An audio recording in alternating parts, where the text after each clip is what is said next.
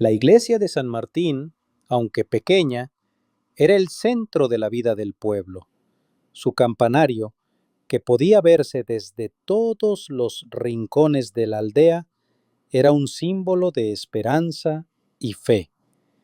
Dentro de sus paredes, el padre Guillermo había encontrado su vocación y la había abrazado con devoción.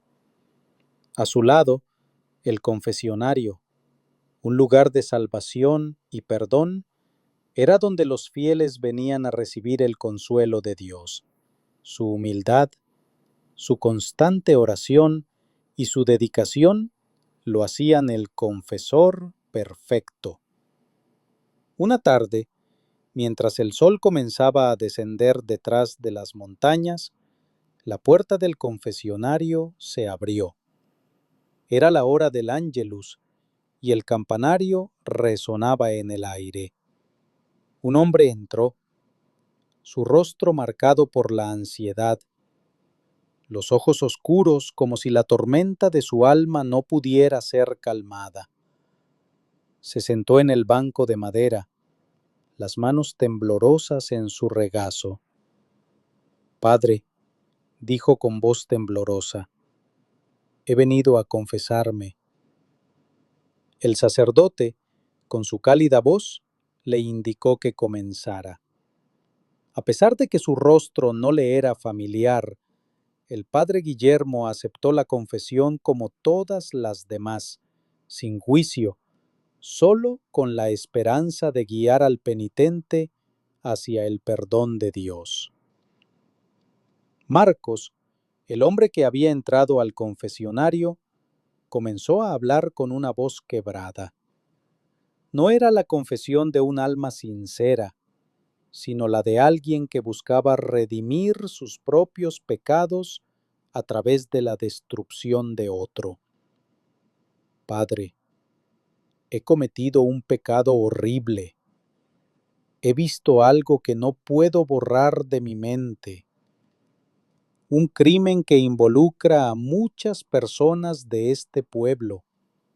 Y tengo miedo de que el mal se desborde». El padre Guillermo escuchó en silencio. En su interior, algo se removió. Marcos hablaba de una situación grave, pero algo no encajaba. Había demasiada angustia en su voz, demasiada confusión.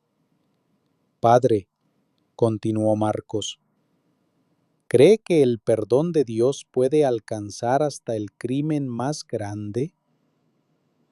¿Puede Él perdonar algo que no tiene arreglo? El sacerdote, con la mirada fija en el suelo, respondió suavemente: «Dios perdona todo pecado, hijo mío, pero debes ser honesto contigo mismo y con Él. La verdad siempre ilumina el camino». Marcos suspiró, como si se aliviara un poco con las palabras del sacerdote, pero lo que no sabía era que su confesión era una tela de araña, una mentira que acabaría por atraparlos a ambos. El día siguiente trajo consigo una tormenta de rumores. Al principio, la noticia parecía algo insignificante, un simple chisme que no duraría más que unas horas. Pero pronto, la acusación de Marcos tomó un giro siniestro. Según él, el padre Guillermo no solo había escuchado su confesión, sino que había incurrido en el mismo pecado que él mismo había confesado. «Es el sacerdote. Él está detrás de todo esto», gritaba Marcos en las calles del pueblo, su voz llena de ira y resentimiento. «Lo confesé a él, y él fue quien me indujo al pecado. Es él quien debe ser juzgado». Los fieles que alguna vez lo vieron como un hombre de Dios, ahora comenzaban a dudar. Sus palabras, aunque vacías y desconcertantes, empezaron a sembrar la semilla de la sospecha en la comunidad. La acusación era grave, y aunque algunos querían defender al sacerdote, el miedo a las consecuencias los hacía callar. A medida que los rumores se extendían, los aldeanos comenzaron a alejarse del padre Guillermo, como si su pureza de alma ya no pudiera resistir la sombra de la duda. Los rumores se convirtieron rápidamente en acusaciones formales. La presión creció dentro del pueblo y los líderes de la iglesia, temerosos de la reacción pública, decidieron someter al padre Guillermo a un juicio. Su fe en el sistema de justicia y en la verdad lo mantenían tranquilo, pero su corazón se desgarraba por dentro. No podía hablar. El secreto de confesión lo mantenía amordazado. El juicio fue breve, pero cruel. Los cargos contra el sacerdote eran vagos, pero su silencio fue suficiente para condenarlo en los ojos de todos. Se le acusaba de complicidad en un crimen tan grave que el castigo no era solo el exilio, sino la prisión y al final la ejecución. El abogado del sacerdote trató de argumentar que el secreto de confesión era inviolable, pero el fiscal, con tono acusador, lo descalificó. ¿Acaso un sacerdote debe estar por encima de la ley? ¿Qué tipo de hombre se esconde tras el velo del perdón?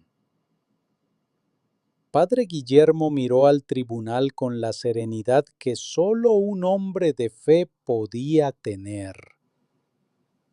No podía decir nada. En su corazón, sabía que lo que Dios le había confiado, el secreto del confesionario, no podía ser quebrantado sin importar las consecuencias. El veredicto fue un golpe brutal. El pueblo entero, dividido, no sabía si llorar por la condena de un hombre justo o celebrar lo que muchos creían que era la caída de un falso profeta. El padre Guillermo fue llevado a la prisión del pueblo, una oscura mazmorra bajo la iglesia, donde la única compañía era el sonido lejano de los rezos de los demás prisioneros. A pesar de la injusticia, el sacerdote mantuvo su fe. Cada noche, en la oscuridad de su celda, recitaba las oraciones que conocía desde niño. Sentía que Dios estaba con él, pero su corazón dolía al pensar en su parroquia y en las almas que había dejado atrás. Se preguntaba si algún día el pueblo comprendería la verdad. La prisión era un lugar de desesperanza. Los prisioneros, hombres que habían cometido los peores crímenes, vivían sumidos en su propia miseria. Pero para el padre Guillermo, el sufrimiento se convirtió en un acto de purificación. Durante sus días en prisión fue visitado por algunos de los más fieles miembros de su parroquia, quienes lo llevaban en secreto comida, libros y sobre todo palabras de aliento. Pero todos sabían que no había mucho que pudieran hacer. En medio de todo el dolor, el sacerdote se dedicaba a orar por aquellos que lo habían calumniado, por aquellos que aún no entendían su sacrificio. Su corazón estaba lleno de una paz que solo los verdaderos mártires pueden conocer. Marcos, por su parte, vivió una vida marcada por la culpa. Sus días se convirtieron en una espiral de remordimiento. Aunque había conseguido lo que quería, ver al sacerdote lejos de su pueblo, el vacío en su interior solo crecía. La mentira había salido de su boca como un veneno, pero ahora se le devolvía multiplicada por 1000. Cada noche, Marcos se despertaba sudoroso, angustiado, sin poder escapar de la imagen del sacerdote, que lo miraba en sus sueños con una serenidad que lo desarmaba. Recordaba sus palabras en el confesionario, y aunque sabía que lo que había hecho no tenía perdón, sentía que debía hacer algo para corregir su error. Una tarde, después de una profunda reflexión, Marcos se dirigió a la prisión, decidido a confesar la verdad. El peso de la mentira era insoportable. Sabía que su arrepentimiento no podía cambiar el pasado, pero necesitaba hacer algo antes de que fuera demasiado tarde. Al llegar a la prisión, Marcos buscó al padre Guillermo. Los dos se encontraron en una pequeña habitación llena de sombras, y Marcos cayó de rodillas. Las lágrimas rodaron por su rostro mientras decía, entre sollozos: «Padre, por favor, perdóname. Fui yo quien mintió. Fui yo quien te condenó.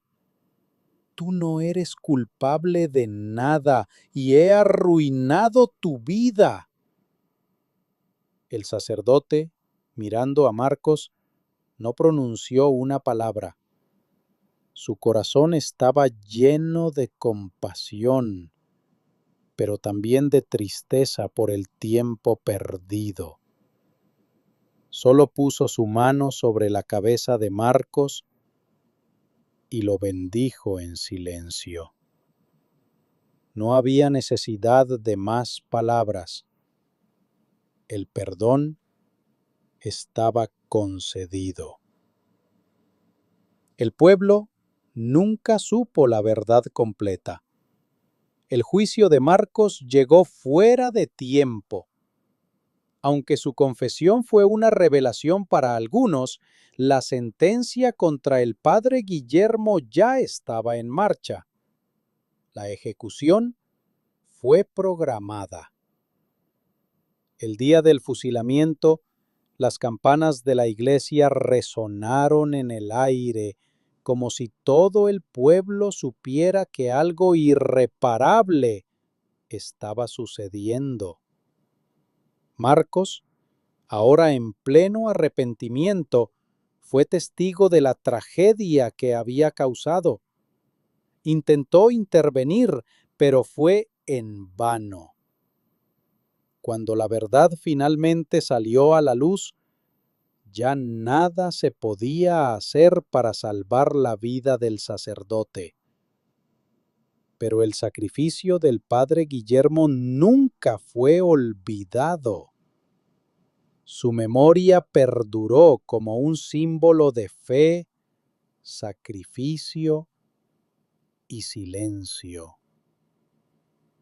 El pueblo, al comprender la injusticia cometida, se unió en oración, pidiendo perdón por lo que habían hecho. Y Marcos, cargando con la culpa por el resto de su vida, dedicó sus días a contar la historia del hombre que, sin decir una palabra, había mostrado el poder del perdón.